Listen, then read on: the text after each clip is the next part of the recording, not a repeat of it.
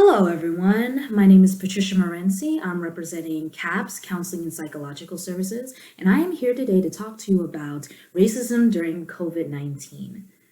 These series of videos is specifically geared towards people of color and learning tips and skills to kind of manage coping with racial trauma and race-related stress.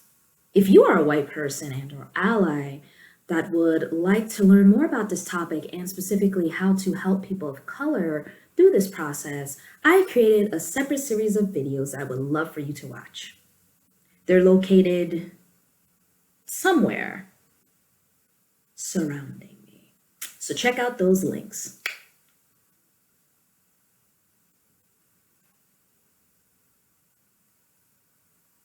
All right, just checking to see. The coast is clear. All right, y'all, let's get right into it.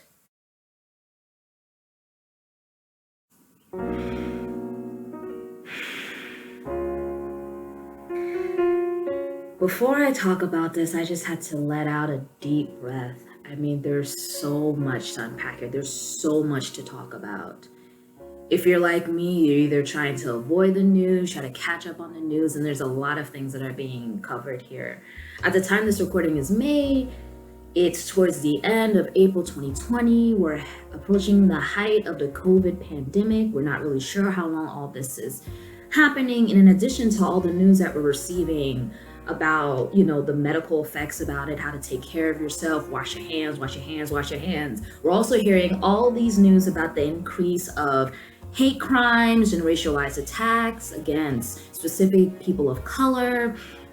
And it's overwhelming. It's overwhelming. There's a lot to handle. There's a lot to process. So I'm here today to kind of walk you through tips and skills and strategies you can use to process and to cope through this. Because as we all know, racialized trauma, racial related stress is a real thing. But it's something that we don't like to talk about, and it's something that hasn't been covered nearly as often as it should.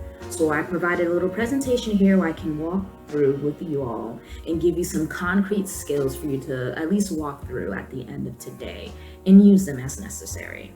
A lot of these things are talking about stress management skills, but also ways to build your own network and also ways to kind of, if you're interested in creating some sort of social justice or social action, what that would look like. So here we go. All right, let's get into it. Ways to cope with race-related stress and racial trauma. So when we're talking about racial trauma or race-related stress, what does that mean? So it's a type of stress that comes from dealing with racial harassment, racial violence, or institutional racism. It's often compared to PTSD because their symptoms are similar. People experience things such as irritability, hypervigilance, and depression.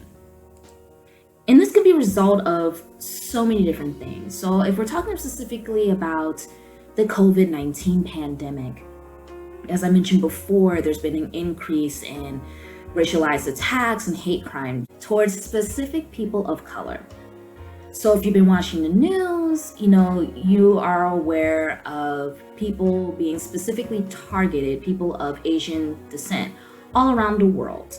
There has been, as a result of this, a hashtag coming out of France, which is called Je ne suis pas un virus, which means I am not a virus.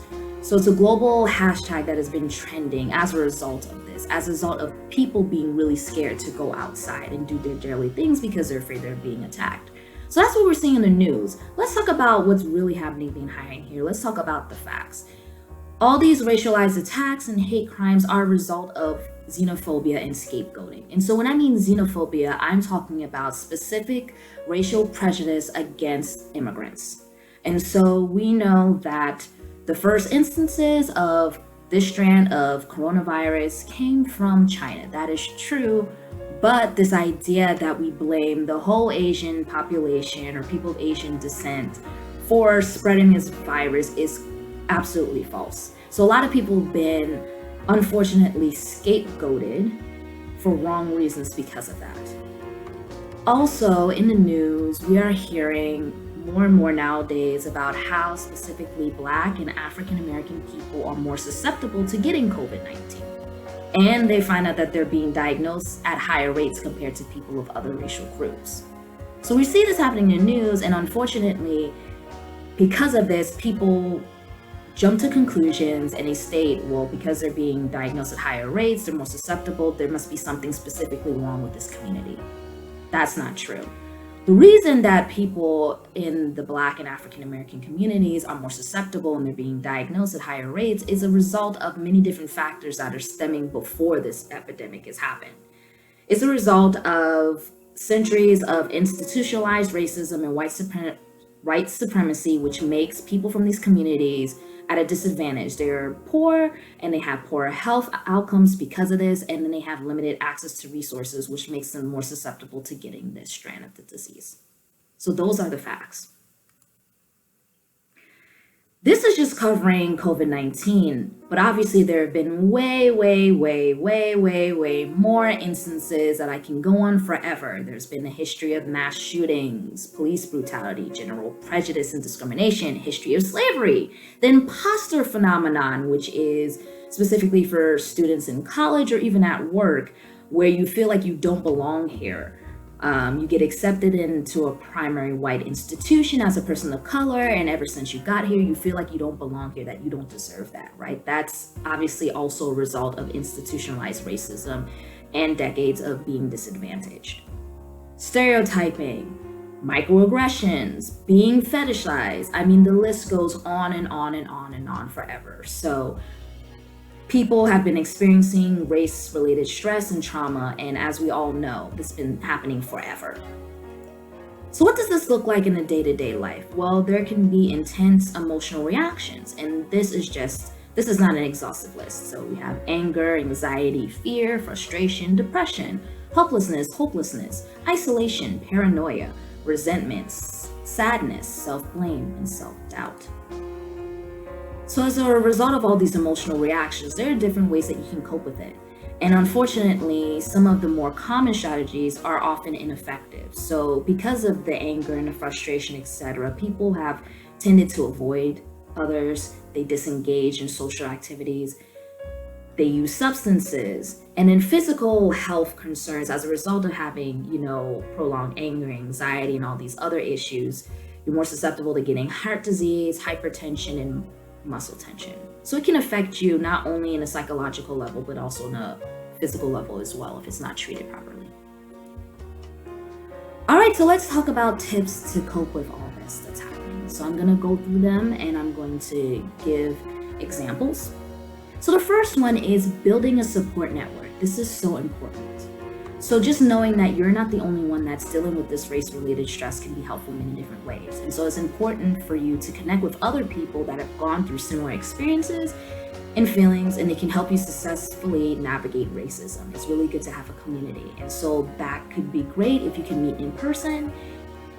Nowadays, it's really hard to meet people in person. You can also do virtual networks. So there's a lot of social media groups, private groups, public groups, where people can kind of connect and they can have the space to kind of talk about their experiences and receive that support. Next one, if spirituality and or religion plays an important role in your life, then you can utilize your belief system as a way to cope with stress.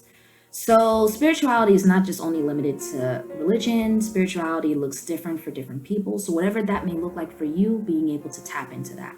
And it's also good if you can also connect with others that share similar beliefs as you. Confiding in leaders in your community and also participating in whatever rituals you have. So that could be prayer, that could be meditation, etc. Next strategy, having a positive cultural identity and a strong sense of self is really important and helpful in combating this type of race-related stress. Stereotype threat and imposter phenomenon. So this can happen in many ways. You can take classes or watch videos online that focuses on historical experiences and contributions to your culture group. So it's good to not only focus on, the history of the group that may highlight the bad experience you've gone through, but talk about the positive things as well, having that mixture as well. Because it can be very easy to only watch all the bad things and feel sad about it, but you want to talk about all the positive things that your cultural group has done as well, getting that sense of pride. And also being able to be active in on-campus or online organizations that celebrate your cultural norms and ideas. So on campus, that's the MC, but like I said, it's not only limited to campus, you can join groups online. All right, so the next set of skills and tips are cognitive. So you want to make positive reinterpretations of negative thoughts and reframe negative situations in a 3-step process. So the first one is identifying negative feelings. The thing about negative feelings is that they're so automatic and fast that we don't even realize that we have the negative feelings, but we can feel the lingering negative effects of it. So you want to be able to slow down the process and identify any negative feelings you have. So this example they give is a failing grade. If you get a failing grade on an exam, you may think, well, the admissions committee made a mistake when they accepted me. See, that's tapping into the imposter phenomenon. You receive a failing grade, and so you just automatically think and kind of confirm this imposter phenomenon that you don't believe in. But it's an inaccurate misconception. Then, after you identify those negative feelings, then you want to perform a reality check. So you want to understand that your feelings can often distort the reality of the situation. So as I mentioned before, having a failing grade and then automatically jumping to the conclusion that they made a mistake. That's not true. So you may be able to do a reality check and to notice when those thoughts are inaccurate or irrational. So for this example with the failing grade, you can think, well, the admissions committee most likely made the decision based on your overall academic performance. Right? So overall, you're a great student, and just having one failing grade doesn't mean that you can't succeed in your other classes. It doesn't mean that you're a bad student. All right, so the third one in this 3-step process. So after you identify your negative thoughts and you start to reframe them or do this reality check, then you want to make a positive reinterpretation. You want to change that initial negative thought, which in this example is the admissions committee accepted me because they believe in my potential to succeed. That's the new thought. And I know I'm a highly capable person and I can improve my academic performance with additional support. So that's for academics. If you're talking about instances with racism, you can reframe your experiences with this experience obviously was a terrible experience. It was something that I did not need to go through. But if I can take something out of it, this will make me go strong as a person. Or people in my life, like my elders, my relatives have gone through this and they persevered and they found some support. And so if they're able to handle it and they were able to work through it, then so can I. The next one is being involved in social action. So if you're the type of person that like to be engaged in social action, you really like social justice, you can do that as well. So this comes in a couple of different ways. First, you want to document any acts of racism or intolerance. You don't want to ignore them or minimize them, and think broadly about what could be an act of racism. It doesn't have to be something that, the most obvious example. It could be anything that is an example of racism. Being able to talk to someone you trust and report it can be extremely helpful because there's a track record. Next, you want to be strategic in social actions. So when attempting to change policies and procedures, it's important for you to do this effectively by being clear as what you specifically want to change. So being specific as possible. I want X to change and communicating that. You want to be clear about how you want that change to be implemented.